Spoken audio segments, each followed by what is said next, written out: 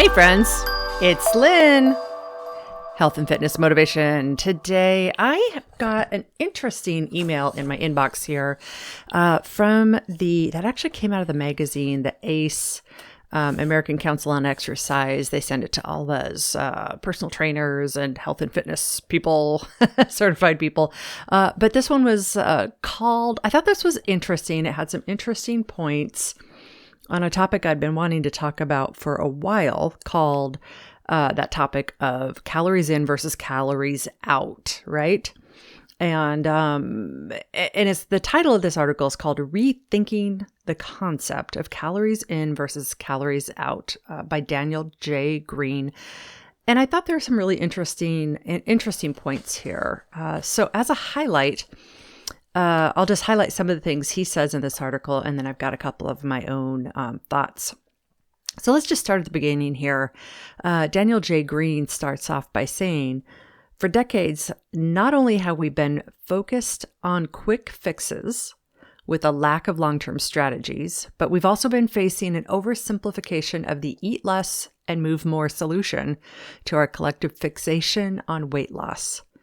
So he's saying essentially eat less, move more, or also known as calories in versus calories out, they're the layman's version of the energy balance equation, which is of course a much more complicated equation. So when you hear about individuals saying, no, don't count calories, it's not about calories. Well, technically yes, but it is way more complicated. So Daniel here is saying that at its most basic level, the equation is accurate, but it's horribly wrong to leave it at that, to leave it at a tweet, or to leave it at a sound bite, or to leave it as a little Instagram post. Because really the problem with it is there's so many other things that are really in play here that are really impactful for people, that really do impact weight gain, weight loss.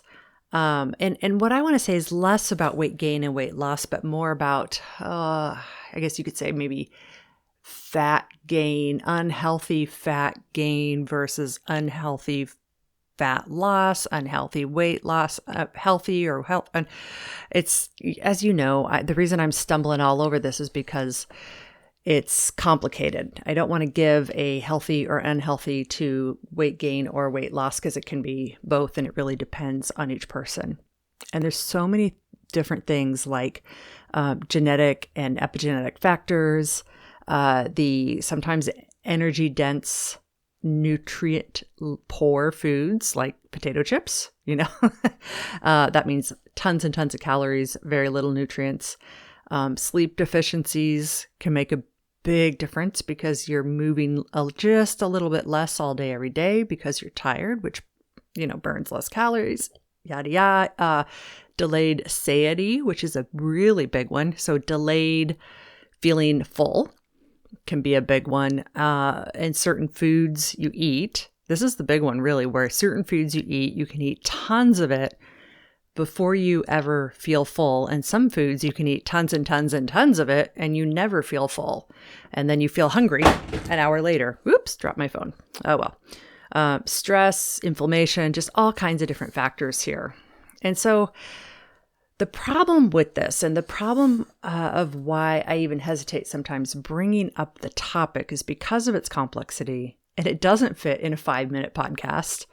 But I wanted to let you know that it is true and near and dear to my heart, because I do not like how the concept of calories in, calories out, that narrative, as he says here, places all the blame for any failure squarely on the person trying to manage their weight.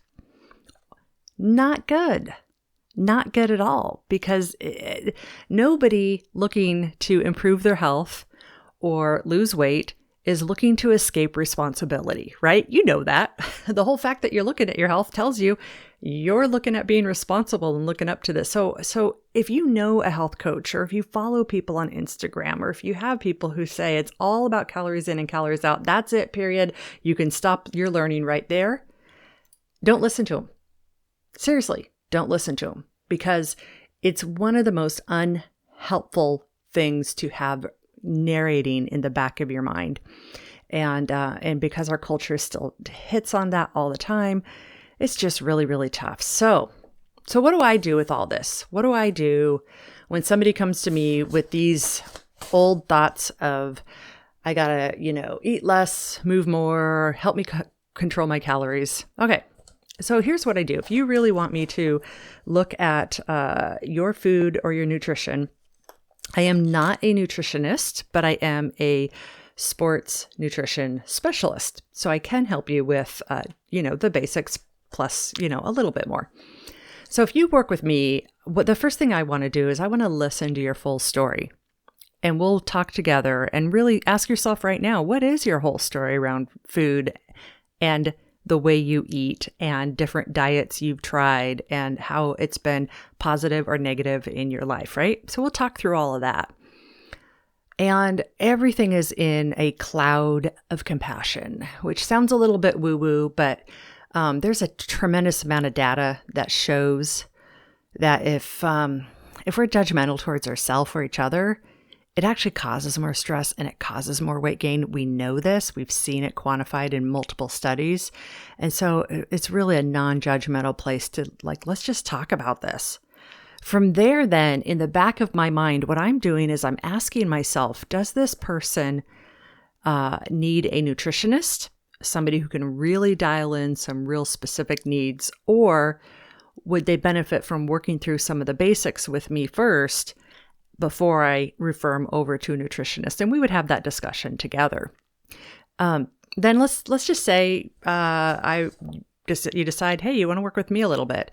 Then what we would do is we would work together on, what is that vision? Where do we want to get? And we would start with one simple goal at a time. You would lead it, but I would coach you and guide you in a big way, because what I believe is, and here's my biases that come in so you can know ahead of time. Where is her bias? Everyone has a bias. My bias is slow and steady progress is the best way that'll help you stick. But that slow and steady progress has to be lifestyle changes that make you smile, right? You've heard me say that before. It's got to make you smile. It's got to be something that actually helps you feel empowered. It helps you feel more freedom. It helps you not feel so just tied up and stressed about the whole thing. Part of that is I'm really looking for what can we do that'll bring you more energy during the day and happiness. Right? Happiness or joy, however you want to define that. I'll look at both of those with you. And then you and I get to decide together if the scale is going to even be a point of discussion or not, because some people, it's the right thing for them to throw the scale away and never look at it again. For some people, it's the right thing to weigh themselves every day, and other people, it's the right thing to weigh themselves once a week or once a month. So we'll work together and I'll help you figure out what's the healthiest way for you. And surprisingly, more and more people have gone the no scale route, but I want you to make that choice for yourself and know why. And then we're also going to look at if we're tracking food, if some of our changes means we're tracking, what are we tracking and how are we tracking? And there's a lot of different ways we can do that too. And you'll get to work with me and I'll guide you through how do we do those calorie counting if we choose to do calorie counting, or if we choose to do points instead, what does that look like? Or if we decide to not calorie count at all and we do a plate system. I mean, there's several different ways and I would just guide you through all that, really, again, knowing that many different people can be successful in many different ways. And it really depends on you, what works for you, what works for your current lifestyle, your current support structure, or lack of support structure. And we work together on it. So so that's kind of my response to it all, is just to let you know I do think of these things. And this is a huge, huge topic, the whole calories in versus calories out, huge topic. Fraught with so many ways to be misinterpreted. But you guys know me. You've listened to me long enough. You kind of know where I'm coming from in all this. And I just wanted to address this one today. So yes, Your takeaway today is if there's somebody who's absolutely dogged, calories in, calories out only, kick them to the curb with a smile. And we have a better way to help you meet your goals. Alrighty, friends, have a great rest of your day. We'll see you tomorrow. Bye-bye now.